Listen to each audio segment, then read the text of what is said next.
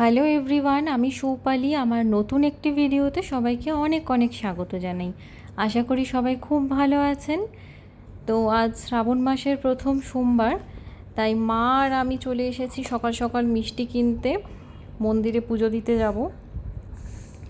আমাদের আজকে প্রথম সোমবার হলেও এখানকার লোকজনেদের কিন্তু আজকে দ্বিতীয় সোমবার, কারণ এদের শ্রাবণ মাসটা শুরু হয়ে যায় ঠিক ওই গুরু পূর্ণিমার পরের দিন থেকে।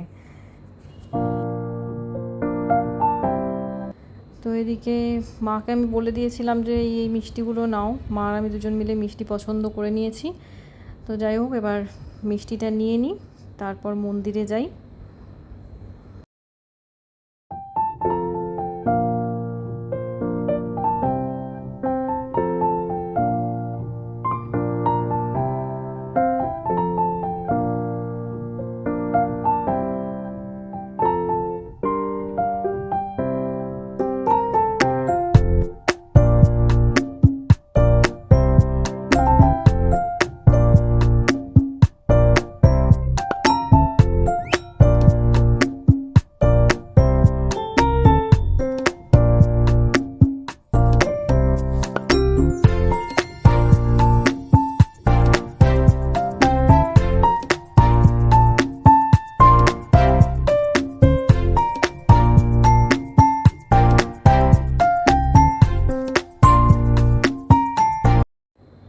মন্দিরটা আমাদের বাড়ির একেবারেই সামনে, আর পুজো দিতে সঙ্গে আবার আমার মেয়েও এসেছিল।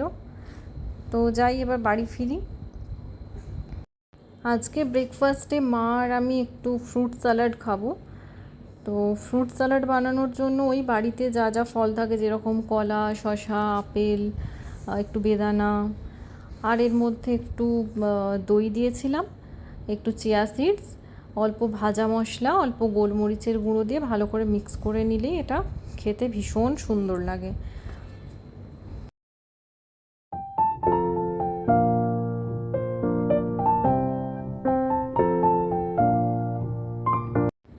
রেডি হয়ে বেরিয়ে পড়লাম নাহারগড় ফোর্টের উদ্দেশ্যে। এই যে মা আর আমার মেয়ে দুজন মিলে আসছে এখন।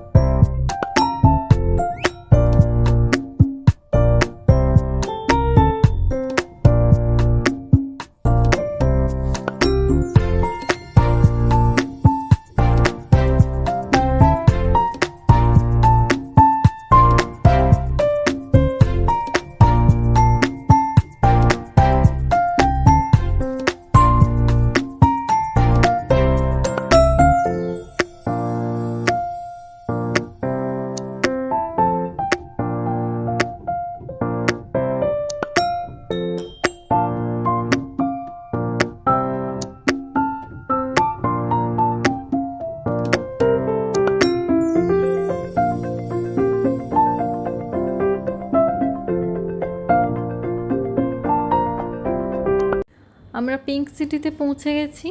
আর এই পিঙ্ক সিটিতে প্রবেশ করার জন্য 7টি মূল প্রবেশদ্বার রয়েছে। তো আমরা যে গেটটা দিয়ে প্রবেশ করেছিলাম এটা হলো চাঁদপোল গেট। এছাড়াও এখানে রয়েছে আজমেরি গেট, সাংনেরি গেট, এরকম আরও বিভিন্ন গেটের নাম রয়েছে।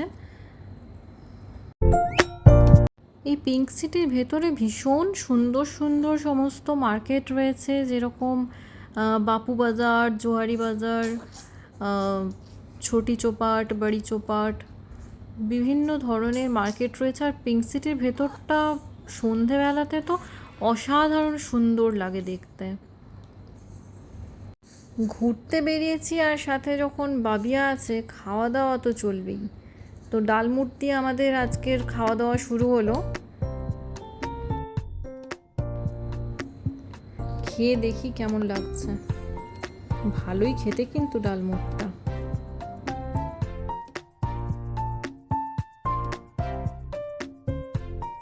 এবার চললাম কুলফি খেতে। আসলে জয়পুরের একটা খুব ফেমাস কুলফির দোকান হলো পণ্ডিত কুলফি। এই হাওয়া মহল রোড দিয়ে গেলে ওই হাওয়া মহল থেকে 2-3 মিনিটের হাঁটা পথে এই পণ্ডিত কুলফির দোকানটা পড়ে। আর এই পিঙ্ক সিটিতে আসলে এই পণ্ডিত কুলফি থেকে কুলফি খাবো না, এটা তো হতেই পারে না। এই আমাদের কুলফি এসে গেছে। কুলফিটা দেখেই এত বেশি লোভ লাগে যে কি বলবো, আর দেখানোর আগেই খেতে ইচ্ছে করে। আর মা তো ওদিকে খাওয়া শুরু করেই দিয়েছে, এদিকে আমার বড় খাচ্ছে। এই মন ভোলানো স্বাদের কুলফি খেতে খেতে আমরা চললাম আমাদের আসল গন্তব্যের পথে, নাহারগড় ফোর্টের দিকে।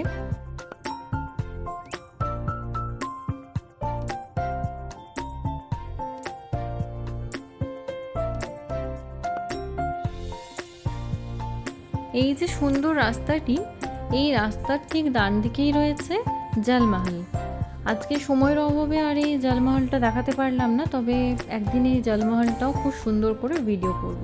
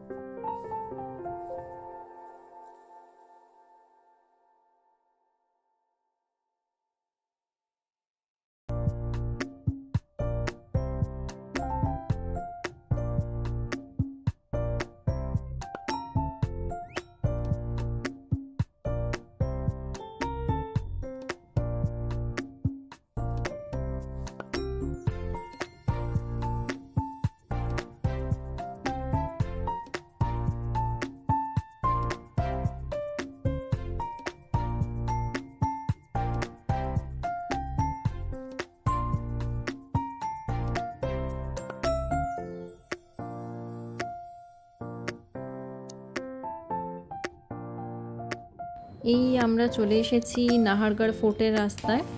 এই রাস্তাটি ওই মিনিট 15-20 মতো পাহাড়ি পথ রয়েছে।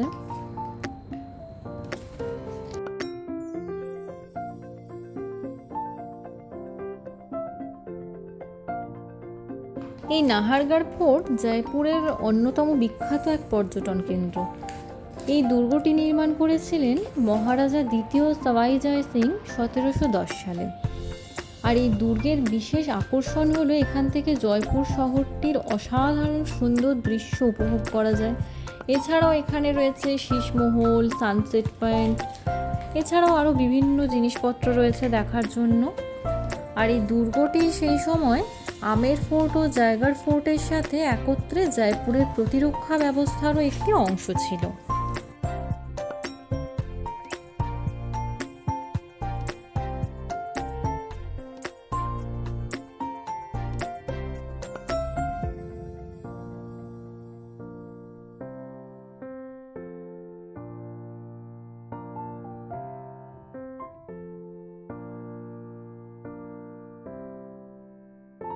ফোর্টে ঢোকার এন্ট্রি ফিস ছিল ওই 52 রুপিস মতো। তবে ফোর্টে ঢুকে আমরা ফোর্টটা ঠিকমতো ঘুরে ঘুরে দেখতে পারিনি, কারণ সাথে আমার মেয়ে ছিল। আমরা সোজা চলে এসেছিলাম এই আর্টিরিসি পাড়াও রেস্টুরেন্টে। এখানে আবার ঢোকার এন্ট্রি ফিস ছিল ওই 100 রুপিস মতো।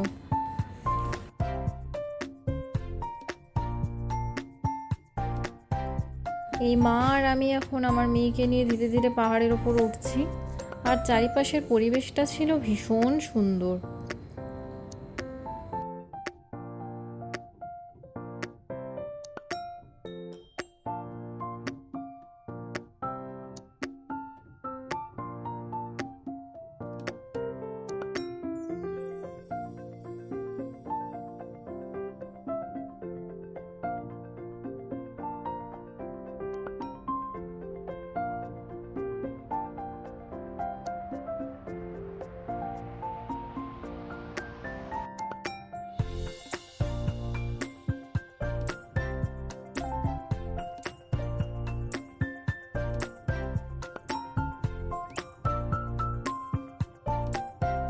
এই নাহারগড় ফোর্ট হলো জয়পুরের সবথেকে হাইয়েস্ট পয়েন্ট। আর এখান থেকে জয়পুর শহরটিকেও লাগছে ভারী সুন্দর।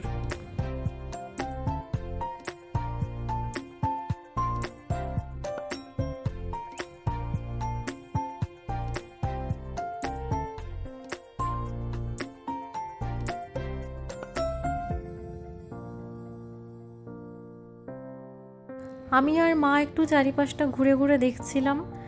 সত্যি শহর থেকে এতটা ওপরে হলেও এত লোকের সমাগম যে কি বলি। চারিপাশে সবাই যে যার মতো কোয়ালিটি টাইম স্পেন্ড করছে। এনারা তো আবার বলছিলেন যে এখানে নাকি উইকেন্ডে মানে ওই ফ্রাইডে, স্যাটারডে আর সানডেতে 1 ঘন্টা শুধু দাঁড়িয়ে থাকতে হয় টেবিল পাওয়ার জন্য।